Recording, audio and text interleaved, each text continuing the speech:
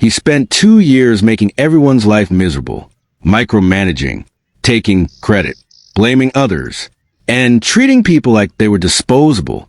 But the day I resigned was the day his entire world started collapsing, because within weeks, he didn't just lose one employee.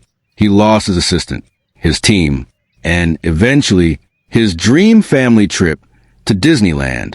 If you enjoy revenge stories where toxic bosses finally face consequences, hit like, subscribe, and stay till the end. And tell me, have you ever had a boss so bad you considered quitting everything?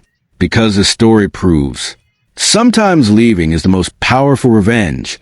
My name is Daniel. I'm 41.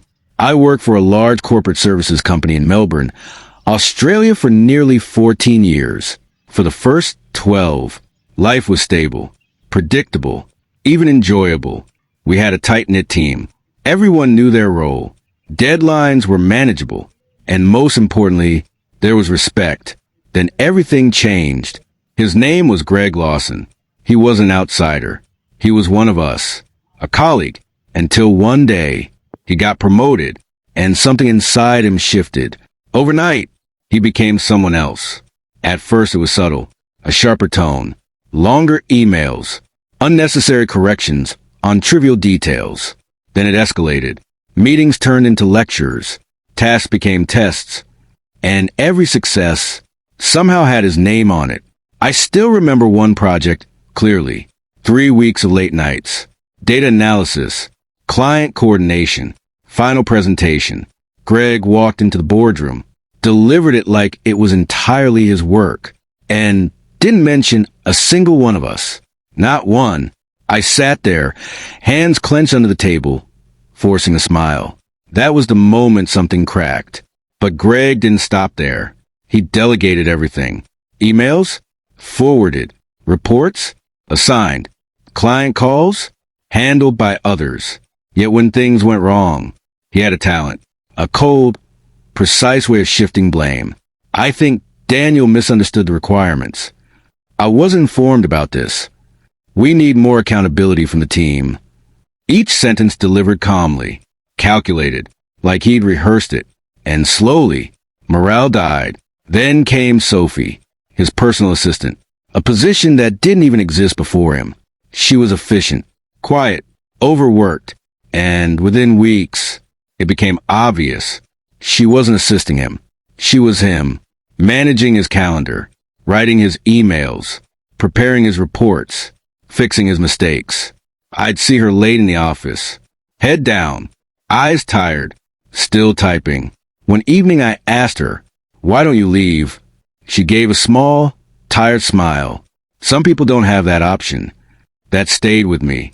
18 months passed. 18 months of tension, frustration, quiet resentment, until one morning, I woke up and realized something simple. I wasn't angry anymore. I was done.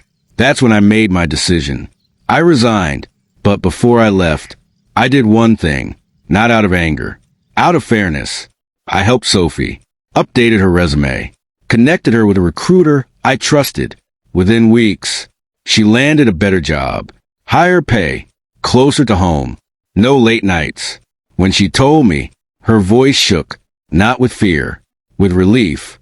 That was my first act of revenge, because suddenly, Greg had to do his own work. What I didn't expect was what happened next. People talk, quietly, in hallways, over coffee. My resignation triggered something. Within a month, 6 more people left. 6. Experienced, skilled, essential. The department didn't just weaken. It collapsed. And Greg, for the first time, he looked overwhelmed. Emails unanswered. Deadlines slipping. Meetings canceled. The man who once controlled everything was drowning in his own system. Then came December. The biggest project of the year. A government contract tender. Complex. High pressure. And entirely his responsibility. There was just one problem. He hadn't done the work. Instead, he had booked a family holiday. A massive trip. Flights. Hotels.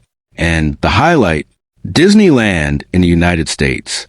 I heard about it weeks before I left. He wouldn't stop talking about it.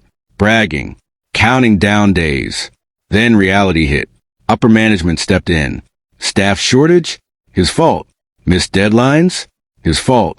No one left to fix it? Also his fault. The decision was simple. His leave was canceled. Immediately, he had to stay. Finish the tender. Alone. The office was quiet that day, but not silent. There was something in the air, a kind of justice. Word spread quickly. His family still went.